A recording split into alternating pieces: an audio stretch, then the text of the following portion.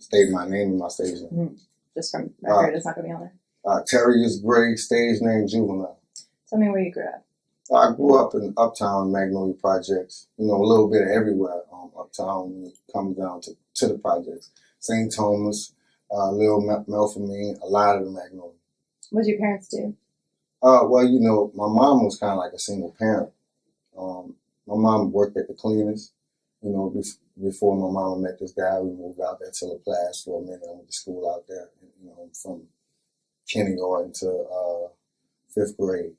And he was a good dude. That's why I talk about all the time when I say JD.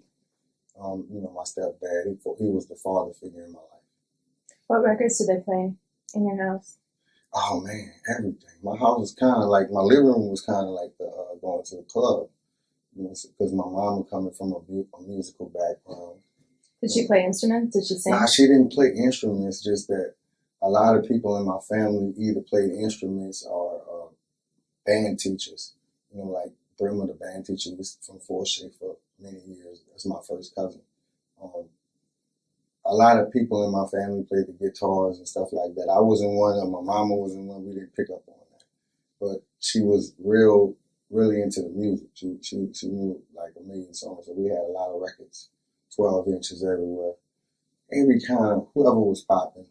A lot of Rick James, a lot of Cool in the Game. Me personally, I like the Gap Band. When they played the Gap Band, Charlie Wilson, and a lot of that, a lot of James Brown and Tina Marie. The list is long. What neighborhood music were you hearing around? Like, who do you remember seeing performing just in your neighborhood or in block parties or second lines or whatever? The first one, I gotta say, from my neighborhood, it gotta be, I'm gonna say 3-9 Posse, like KLC, and they had like the whole Uptown pretty much supporting them because they had this big group. And between KLC and Dart, they pretty much did the production and the rapping. Mm-hmm. And they had a lot of people involved in the group, like Mr. Cool, Corey C, and the list goes on. But they was the ones who really got the things going. They got that Pass the Snake song out there, and they had a couple songs, Ask Them Hoes, and they were the first ones from my neighborhood popping. Mm-hmm. So backing up, did you ever want to play an instrument? Did you think about that, or was your musicality something that did you always gravitate toward rapping? Nah, I was good. I was somebody who picked it up from day one, from the first the first Grandmaster Flash album, the Melly Mel. I picked it up from day one. It's like a jungle sometimes. I wrote the rap, I learned it, and I realized I had a talent, and I was at it early. Way early. What was the first rap song you ever really fell in love with? That I really fell in love with? Mm-hmm. That one. Yeah. That one. Just that, because I felt like it was something that was going on in my neighborhood. It related to me, and it was a lot of cats came after that did their thing that I fell into, like LL Cool J. LL Cool J had a big influence on me. Mm-hmm. Eric B. and Rakim, big influence, but it was I was one of them kids who listened to everything. If it played on the radio and it was real popular, I made it my duty to know it. It's my thing. Yeah. So when did you first meet DJ Jimmy? I mean, you put out that record with him in 91. It really wasn't a connection between me and him. It was really more of a company thing with me and DJ Jimmy. I kind of met the people who was working with on his music. And, he kind of knew that I was from the project. He knew my people. And he knew I was talented because he used to listen to me all the time. Because he had a girlfriend stayed on the next coach over from me. And he convinced his people to let me be his writer. And that's when people start really paying attention to me, because I was actually the cat from the porch who everybody came to the project and stole from. Mm-hmm. But I wasn't a person old enough to go to the clubs, and I wasn't a person to be attacking everybody because I couldn't prove my point. Mm-hmm. So what was the first public performance that you really remember? I mean, aside from porch stuff, aside from stuff just in your neighborhood, what was the first time? It was obviously before. the When record I came out performed with at the Big Easy, for me, Yeah, so when was that? the Big Easy, the whole city came out to see me. And that was Bounce for the Juvenile. Mm-hmm. That was only because I wrote the whole album. They let me get a song in on the album, which was kind of my stepping point. Because the song started popping on the radio. I wound up traveling, doing shows in different states, like St. Louis, like all over Kentucky, all over the southern region. So I pretty much was making a name for myself from my pen. Mm-hmm. Mannie said he used to come see you at Big Man's. Oh yeah. Go way back. Nah, see, that's before I even made a record. Mm-hmm. That was when they used to give me opportunities to get on the mic. I really wasn't old enough to be in the club. But Big Man was one of them people who knew me, knew my parents, knew my dad, knew my stepdad, and used to see me around it because I used to live in the alley right by Big Man. And he gave me my first shot. Mm-hmm. So we were talking about your first shows, and I mentioned Big Man's. What other places were you playing? Newton's, really my spot. Everywhere around the city there was a popping club, but the main spot for me was Big Man and Newton's, because that was the spots where everybody from uptown areas where I knew came to the club. Do you feel like Magnolia had a specific sound as compared to other projects or as compared to other neighborhoods in town? I think we had, how could I say this? I just think we had a nest full of talent at one time. Mm-hmm. I wouldn't say a certain sound, because I think our sound was the whole city. And I think we were trendsetters because everything we did, everybody followed us. Not just that, dressing too, dress code, certain things we did back that people followed us. But I think, the way we went about things and the way we supported, the way our people got behind us and supported us out the project made us a little more special than everybody else. Mm-hmm. Because they made us who we are. A lot of them. I can't lie. It's kind of like they was our 12th man. Yeah, I think so. What happened in between Bounce for the Juvenile then and your 95 record? I mean, that was 4 years that went past, and you were really, really well known locally. So what was the impetus for this? And I forget, was it Warlock Records that came out on? Nah. 95? What was Warlock? Really, the whole Warlock thing was something that I tried to work out, and it kind of ripped me off. So it's not it really was never nothing there. It was people thought something happened there. Mm. I kind of put an album out with them, but nothing never happened. We never made it to the second stage, so the album kind of never developed until after I got popular with Cash Money, and they started coming out with the music. It made it look like the album came out. I'm like, man, this music never came out. So that was just a crazy situation right there. But things didn't work out for me like I wanted them to. So I went and got a job, started working, and got a good job, enjoyed my job. Got it working into the oil industry. Don't want to say the name of the company because I don't want to put them out there. But it was a good job. I was a foreman. I kind of had 5 people working under me. People that I hired really didn't know what they were doing, but I still was giving them jobs anyway. And I bumped into Cash Money. And one thing, if you're good at your craft, you're gonna always, even though you're not involved, even though I wasn't in the music world, I was writing. And I was loading up. I really was loading up. And when I got the opportunity to rap to them, they was gone. The next day, man, I can't even sleep. Some of the stuff you told me, man, oh, you ready? I was like, man, I hear you, but I ain't quitting my job. So we went backwards and forth for a few weeks, and they look, if you want me to quit my job, you got to pay me this week. If you pay me this amount of money a week consistently for 2 months straight, then I'll consider quitting my job. I still didn't quit the job. I put in the leave apps. But that's how they got me. You know what I'm saying? They got me with the money. Mm-hmm. Well, luckily, whenever I ask anybody what the first New Orleans songs or the first songs in New Orleans that really sounded like New Orleans, I always say Soldier Bags Are Hot. Both of them, your records. Yeah. And, Because I think because I played third person, if you listen to both of those songs, it's kind of like me playing third person. It's kind of like, I need you to make this song work. I need you So it's all, this song ain't about me. It's about me and you relating. Like, huh? You mean bringing it? Like, this happened to me. It's happened to somebody I know. This happened to somebody around me. But it happened to you too, huh? You know what I'm saying? And that's the whole thing was like, was playing the third person. Mm-hmm. You know, and I kind of like, I'm up to my old tricks again. Put it like right now, I'm back up to my old tricks. I got Mannie fresh back. Me and Wayne working. Me, Mannie, and Wayne doing an album together. So kind of like I'm reliving those days again, but not trying to make that kind of music. Just up to my old tricks, just doing some new things. What's your favorite song you've ever done with Mannie? I gotta say, I forgot the name of it, but it gotta be the Uptown song. Just because I said a whole lot of stuff in it. You know what I'm saying? I said a lot of stuff in that song. Mm-hmm. I don't know if you ever heard it. It's the one I said, the Magnolia, the Walk with the Shark. I said a lot of stuff in that song. I just think, yeah, man, right there, that was our clicking point to where he started realizing what type of beats I needed.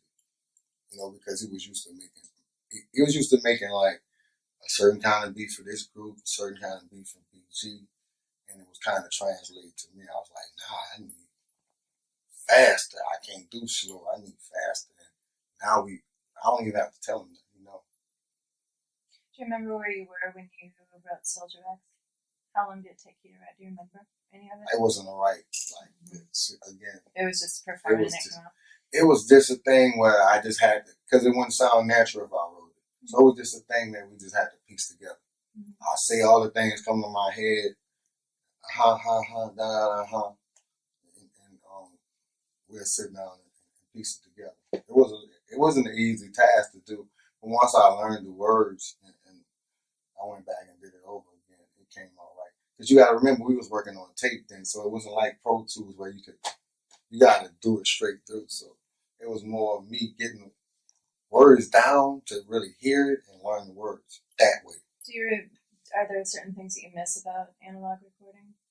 The sound. I mean, listen to the way the music sounds. You know, music is thin now because we live in the internet days. So most of the music you get off the internet is real big MP3s, maximum maybe 12, 13 megabytes. A WAV file is maybe 56 to 70 megabytes. A tape file, you're talking damn near a gig for one song. Mm-hmm. That's the difference. You know what I'm saying? So it changed with the internet. It goes with the territory. Mm-hmm. Why do you think New Orleans people backed you early and, were really behind you and missed you when you got a job and, wanted you to get back to it? Was there part of you that was like, I want to leave this behind? I mean, you're always going to be a musician. It's never going to go away. It was a lot of me saying, leave it alone. I could do this family thing and buy me a house and just live my life without it. And I was capable of that. But then it was a part of me feeling like, damn, I'm better than these guys. You know what I'm saying? Like, really eating me up, like, I'm better than everybody. I know it. Like, I'm sitting inside listening to songs, and I'm like, oh, if you just said it this way, I'm finding faulties and everything. And at the same time, I used to put artists on pedestals. I'm not doing it no more. I'm to the point where I'm working, but I don't even want to listen to nobody because I think everything is whack. Like, it's time for the difference. And then me, I felt like that. So I said, man, I gotta at least give it another chance. And what made me want to take that chance was Mannie Fresh. I heard the music that Cash Money had on that Uptown for Life album. I just felt like, man, if I had some beats like that, it'll be over. That's really what I need. I need some good music and somebody who can record me the right way. It's over. And those are really early days of Cash Money. Where would y'all hang out? Like when you went out together at night, where would you go? I wasn't around them like that. When we first met, I really didn't blend. I still was hanging in the project, and they ain't from the project.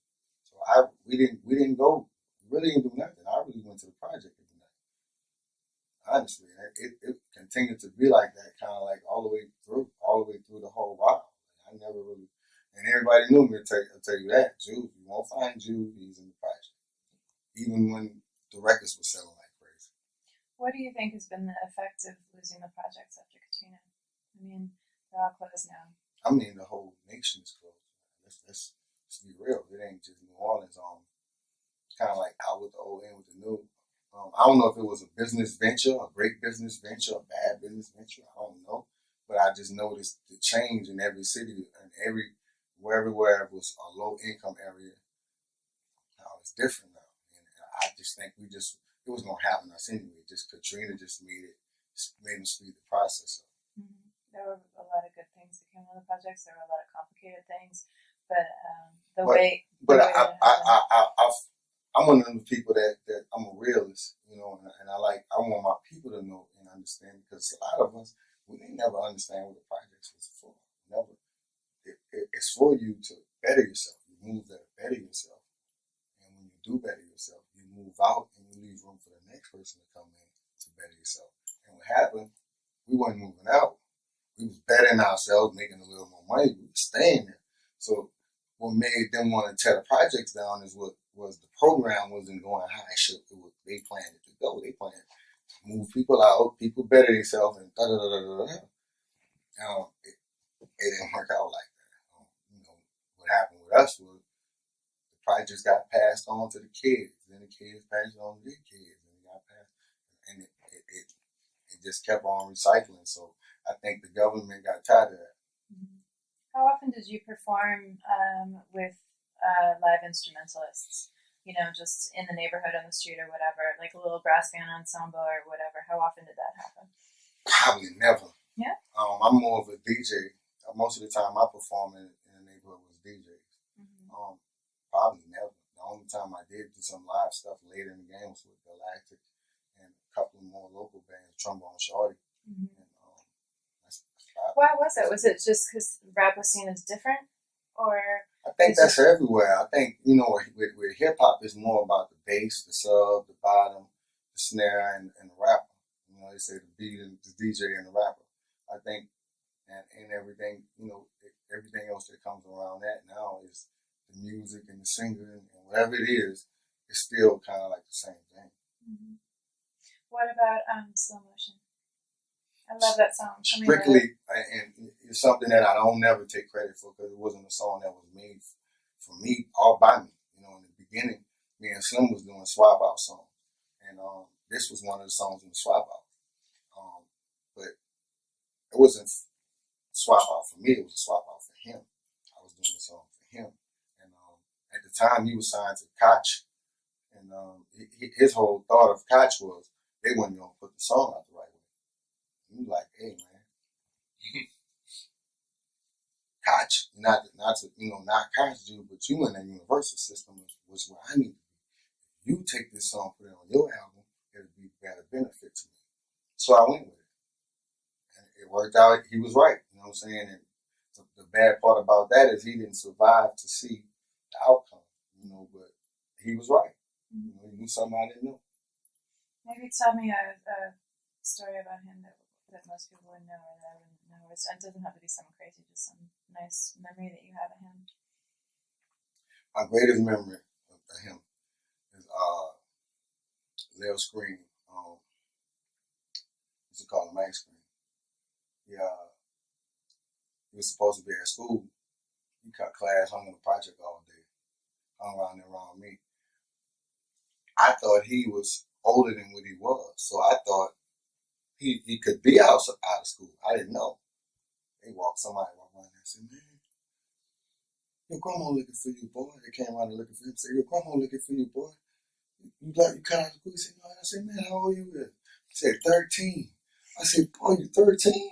So I was like a grown man at 13. So it was something that, like, I was like, damn, man, like, he grew up quick, real quick. One of my greatest memories of him. The ice cream. I interviewed Mannie for Jazz Fest, and we were talking about the Ha video, and Mark Glassfeld, I think, was the videographer. And you know, it's routinely cited as one of the best videos of all time, best rap videos of all time. That's crazy. How do you remember that shoot? That was a hard-working video. honestly, because he wanted to get as many shots as possible. His whole game plan was, I'm gonna shoot a whole bunch of shots. I mean, to the point to where they gonna see the world want to know what the Magnolia project looked like in every aspect, every direction, every. He even got the outskirts of the project. Like he camped out in the project for 3 days. That was kind of like the first video shoot where I saw somebody actually camp. He camped out in the project. He cooked. He gave food. He pretty much didn't keep none of the money because he spent most of the money on shooting the video. And he kept just promising me this was going to be his, my breaking point and his breaking point. He was like, man, this is going to happen for us. I got to give him the visual because he loved the song. That was his biggest thing. Like, man, I love this song, and I just want to give the visual because you're saying so many things in the song. I just got to get a lot of shots. I got to give thousands of visuals so people can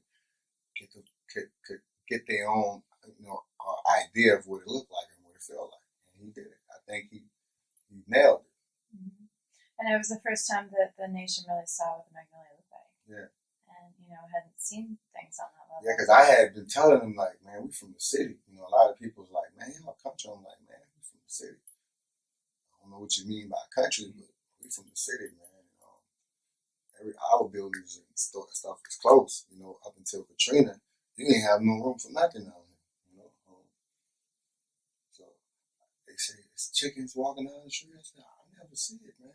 If it is, it's not where I'm at. Mm-hmm. So. Yeah, it's on the other side of the Irish Channel. That's where all the chickens are now. Yeah. I see them all the time. Oh. Magnolia clap video is another one that, it was just really groundbreaking. The look, the song, everything just had gained an immediate attention because it was so striking and it was so good visually, sonically. Again, it kind of like Magnolia Clap was a great song, I think, because it had something that everybody could do, kind of like a dance that everybody could do. It wasn't hard to do. Anybody could do that. Not just that. The girls of the Magnolia were kind of like the forefront of that. They were the ones showing us how to do it. And my dog Wacko, he took it and just ran with it. He already had, ideas of what to do with the song. He already was singing the song and had, singing it to me. But when the girls kind of broke it down on which, how it go and that, I was like, oh, all right, it's a good idea. So I wanted to make, the best music possible to make that song a big hit. Mm-hmm. In the early days of, right when things started to hit with Cash Money, were you all still performing in town, or did it just immediately go to, performing outside of town? Nah, we still performed here. We did shows here. We kind of like had a Whispers. We had like an every week thing we was doing at Whispers. Right before that, it was Scores. But Scores got wild. Like every week, somebody gets shot or somebody gets shoot out. It got gangster. You had to be thugged out to go to Scores. Then we took it to Whispers. Whispers was cool, but then the same thing started happening to Whispers that was happening to Scores. They was coming with guns, shooting shit out. It was crazy. And then what? We had to shut it down. We started taking it on the road, traveling. We started saying, man, you know what? Maybe we're getting a little too big for the city to do small spots. So, we started just doing big spots like parties in the Superdome, House of Blues, stuff like that, and taking it on the road, getting that money. When did you start staying out in Slidell? I kind of like been living in the North Shore my whole Cash Money run. Yeah. I knew you didn't live in the city back then. Yeah, I never, still. Mm-hmm. Back then, I just wanted to be far away. I'm one of them kind of people. When it comes down to where I live at, I kind of keep that tucked. I don't like to talk about, because to me, sometimes people go beyond being a fan. Mm-hmm. And my land and my home is the worst place to want to be a fan with me. Mm-hmm.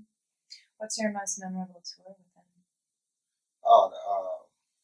Well, we had two, but my best one was the Cash Money Rough Rider tour. Mm-hmm. Because we covered a lot of ground there and we sold a lot of records during the tour. And what I call a good tour is when your album sales go up. And if you check the album sales while the tour was going on, everybody was doing numbers. Mm-hmm. So it was a successful tour. What was the role of the early like Peaches and Odyssey. How did they help you in your career? Well, pretty much selling records. I wasn't in the position where I had to have a relationship with Peaches or Odyssey, but I knew them.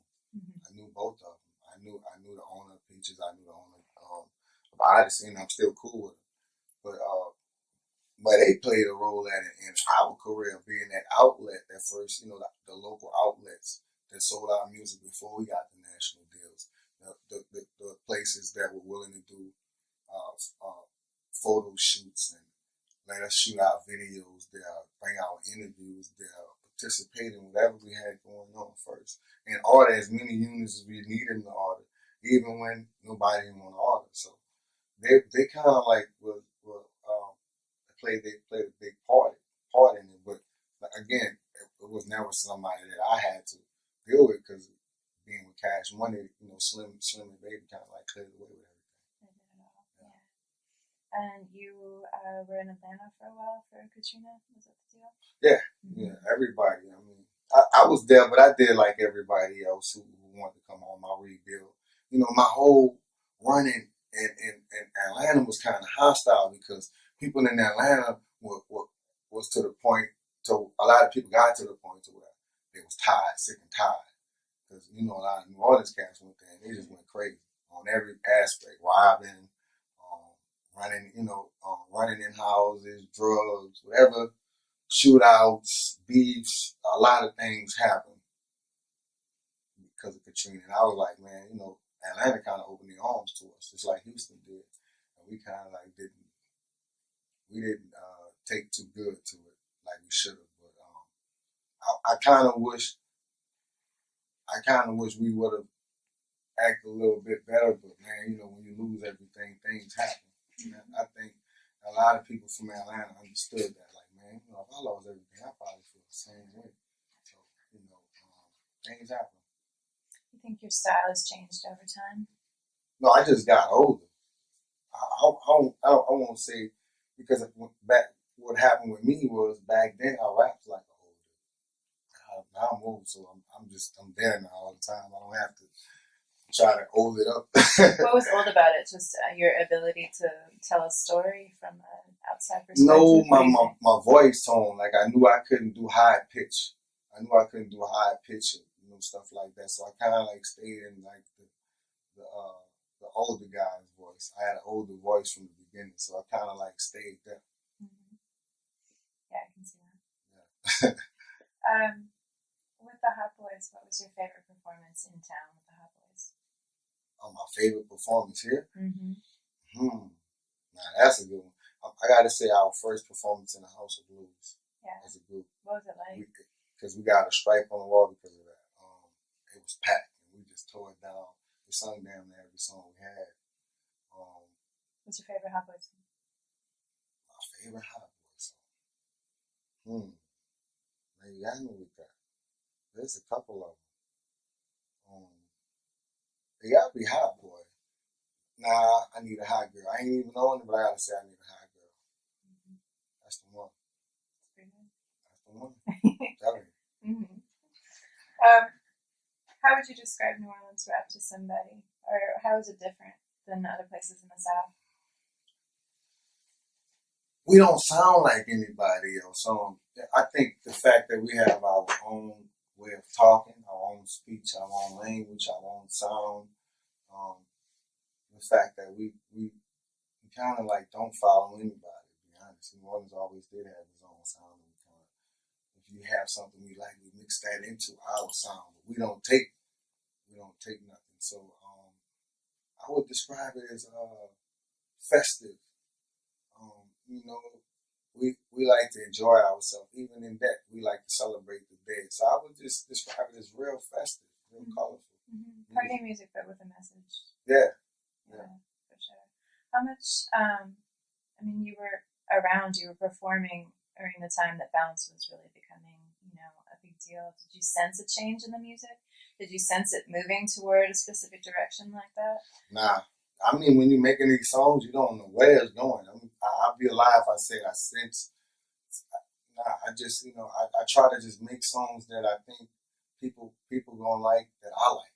I gotta like it first. And I just think if a person could relate to this, they gonna like it. That's how I think when I make songs. I'm just thinking about your songwriting process and how, do you fill in a line and then put words in later? Do you have like an arc of a song? Like how does it all come together in your head? I just turn the music on, just turn the mic on. Yeah. First thing come to my head, whatever the music tells me, I listen to the music flow, and whatever vibe I get first, that's when I'm at. I go there. And once I get 3 words in, it just start running like a faucet. I asked people on Twitter to send questions for you, and I liked one question. He said, what's your favorite Mannie song that you've not been on? Oh, Still Fly, hands down. Yeah. That's the one. We don't fool with my girls. Matter of fact, at every one of my shows, I play that song. That's how much I like it. Yeah. Yeah. It's just one of those classics. The whole crowd singing as soon as it comes on. Do you think Post-Katrina changes in the city musically, has it changed at all? I don't think so. It's still kind of bouncy. But I think some new cats starting to get their opportunity. Because like my group, the Ghetto Children, they got some songs playing on the radio now. Not just that, S80 got a song playing on the radio, which is somebody else I had a lot to do with, in his music career. So I think, New Orleans starting to pick it up a little bit now. And just the fact that they got a lot of record companies starting to pay attention, I think we're on our way back up right now. A lot of people were saying that maybe during Katrina, like some of the younger kids, they went out kind of for the first time and were, experiencing all this new music from other places, and then they came back and then it kind of influenced the music that way. That there's a broader kind of, both for better and for worse, that there's a broader sound now. Not just that, I think that people, what's going on is people here starting to realize that we can compete. We can compete just like everybody else. You just gotta make. But people have known that since the 90s. Yeah. I mean, But sometimes it takes encouragement. It takes somebody around your colleague or something, somebody of your peers to do something and make you feel like I was right next to me. Damn, I could do that too. And that's what happened with a lot of artists in the city. They just wanted to see somebody next to them. So. Aside from Mannie, what other producers do you really work well with? S80, Mike Maven. My list not too long. Beethoven. Who else? Not too many. Sinister. Of course, Sinister. That's my dude. Yeah, we interviewed him. He had a lot to say about that record. The Reality Check record was, really important and really different in your career too. It's a different sound, a different style for me. Obviously, different producers. Yeah. But yeah, you had a lot to say on that record. Sinister, Mouse, and there's a couple more, but that's my main nucleus. Hustle on that Katrina video shoot. That was right after, wasn't it? Hustle. Yeah. Get your hustle on. Yeah, crazy because they actually let me back there where a lot of the damage was and let me shoot my video. I saw some stuff back there, that I don't think people could have handled if they seen it. Yeah, I mean that was just maybe 2-3 months after, right? Yeah. It was cold outside. It was cold outside. It was houses turned upside down, houses in the street, houses the other way, cars here, just stuff. It was a disaster area. Just something I don't think anybody could have handled. I was out there getting emotional because I knew I lost my house too. So I was out there like, man, I don't need to be out here when it get dark. I ain't even gonna be there when it got dark. You're doing new stuff with Mannie and Wayne. When y'all get together and work, is the sound different than it used to be? You know what's funny? It sounds like back then, and I don't know if it's purposely, but it sounds like back then. I told him that. I said, man, you don't think I don't know if we're trying to do that, but it sounded like back then. No BS.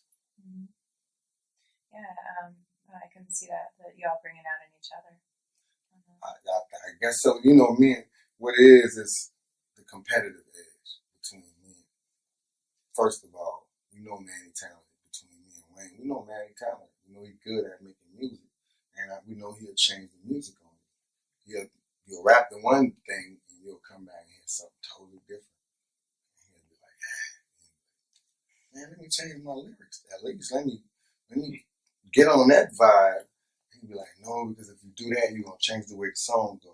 And it's like he always knows something we don't know.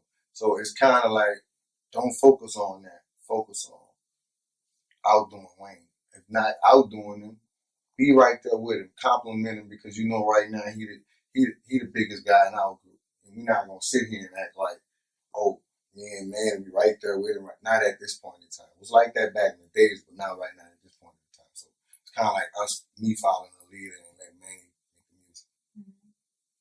What haven't we talked about that you want to talk about? Oh man, you covered it all. To be honest. I'm trying to be quick. I'm trying to go through things quick.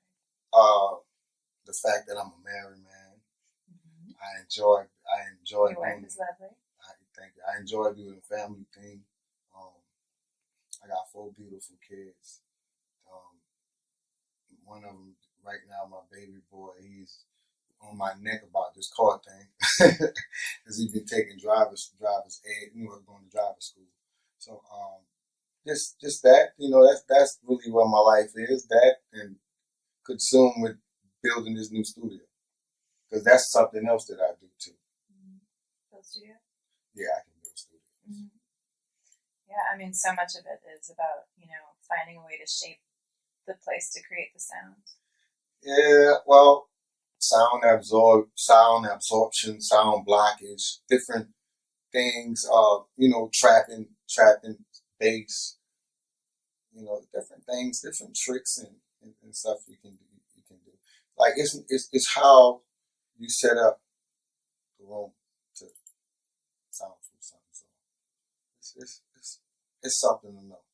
So many people have lost so many people. What's been the effect of violence on the music, or on songwriting, or on performance, or on anything? What you mean you say that? Like, how has violence in New Orleans affected your songwriting? I mean, I think my songwriting process from the beginning was kind of a product of violence, meaning that I grew up around violence. But let's be real. What is violence? Violence is just breaking the law when we say violent, or do we say doing something violent? Because it could be. I look at those things differently, because if you out there breaking the law to feed your family, then I don't care about that. I'm talking about death specifically. Well, just that. Okay, well, and that's my point again. If you're out there doing something to take care of your family, and somebody gets in the way of that, I don't know if I want to call that violent, because if you have to protect yourself.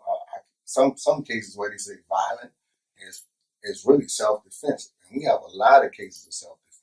It's just that the person who does it don't have credibility, meaning he probably been in jail a few times. He probably went through something. But lo and behold, most of the time when you hear about a death in this city, that's what it is. The root of it is, I had to get him before he got me. Mm-hmm. Simple. So, when you got to look at violence, like I call violence, in my opinion, when somebody goes out there and kills somebody for nothing, that ain't doing nothing, or rob somebody because of what they got, or run in somebody's house trying to take something from them and kill them, or do a drive-by shooting and shoot some kids, or running to school, like running in colleges and killing people. I call that violent crime. But something that happens in the midst of you protecting yourself and feeding your family, even if it means death to somebody else, I don't call that violence. I call that living your life and doing whatever it takes to live. Mm-hmm. And your songwriting came out of doing that and doing what it takes to be on that level and with your family and everything else. Because I want everybody to know I'm no angel. I'm no angel. I'm no better than a lot of these stories and these scenarios I'm giving you. Some of them are mine, and some of them are true. But I'm not about to sit here and testify and say I did this, I did that. No, I'm not about to do that. But some of them are true, not necessarily saying I did something, somebody else did something. I just know these stories, and I feel like it's only one way to tell these people in saying it the way that I say it. I never use a name, and if I do use a name, it's an example name. It's not that person's real name. Mm-hmm. You know, so. Mannie said, New Orleans is a city that always roots for the bad guy. I think that's true. Yeah, I don't know why, but I think everybody roots for the bad guy. I never really, I don't know too many stories to where, I mean, girls too. Girls like bad guys. I don't know too many girls like saints. Wish they do, but just don't know too many. Mm-hmm. That's true. What do you want to do in the next 5 years? Really? Run my company, sit back, venture out and do different things in the music business. CEO, that's it. Not necessarily rap. Mm-hmm. Do the Jay-Z thing, you know what I'm saying? My daughter been graduated from school for two things, for law and fashion. So probably jump into that world with her and do the music thing with my son. That's it. Mm-hmm. I'm not asking for too much because I'm pretty much I'm okay. Where do you think your son's style comes from? Obviously, you're his biggest influence, but when you listen to him, what do you hear? My son was a big Wiz Khalifa fan, but he don't follow, like he not, like right now he not following Wiz Khalifa like crazy, but that's, he had a lot of different artists. Like I was never his biggest influence. Well, he's not going to tell you that, but obviously. Yeah, but I didn't, he know my songs, don't get me wrong, he know my songs, he done remade my songs and stuff like that, but I really think, when stuff that's triggered him to rapping was artists that he liked, and it triggered him. I think when Wiz came out, he was rapping already. Now he'd been rapping long before Wiz came. He heard Wiz, but yeah, I think that triggered him. Mm-hmm. I've seen him perform. It's good. He's hype. Mm-hmm. He go up and down a lot. He's tiring. Yeah, if you bounce up and down with him, you'll be tired. Yeah, you get it in though. You heard the remix with him, Wayne, and Mannie? No, not yet. Yeah. Nice. Yeah. That's all I got. Okay. Peace. Thank you. Peace. Thanks, y'all. Thanks, everyone.